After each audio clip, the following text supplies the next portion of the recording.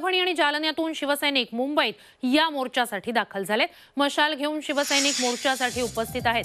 धारावी पुनर्विकास अदानींना न देण्याची मागणी आहे आणि मुंबईतल्या या मोर्चासाठी बाहेरून सुद्धा म्हणजे मुंबई बाहेरून सुद्धा शिवसैनिक आलेत।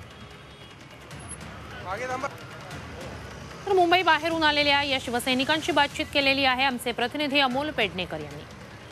महाराष्ट्राच्या कानाकोपऱ्यातून आहेत ते शिवसैनिक आलेले आपल्याला पाहायला मिळत आहेत। आपण त्यांच्याशी संवाद साधूया। या ठिकाणी जर आपण पाहिलं तर ही मशाल पेट्टी मशाल आहे ती या ठिकाणी ते घेऊन आलेले आहेत आणि या मोर्चामध्ये ते सहभागी होणार आहेत। दादा कुठून आलात तुम्ही? माझं नाव अंकुश कुंडलिक पवार, मी जालन्याहून आलो आहे आणि अंबादास दादा दानवेने आम्हाला प्रोत्साहित केलं। मोर्चा आहे म्हणे, आम्हाला सांगितलं की आम्ही निघलो। तर नंदीग्रामनी रात्री 10:30च्या तर सकाळी 5:30ला इथं पोहोचलो आपल्या आकाशवाणीला आमदार निवासला। तिथून मशाला मी पेटवत आणली। म्हणजे तिथून तुम्ही पेट्टी मशाल इथे घेऊन आला? हो।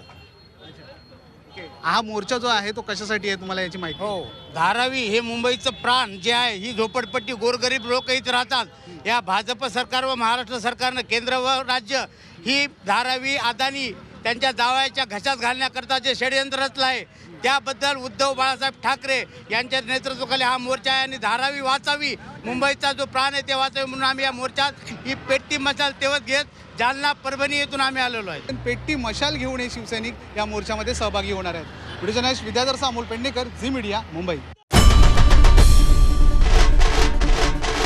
आई भवानीचा गजर म्हणजे झी 24 तास।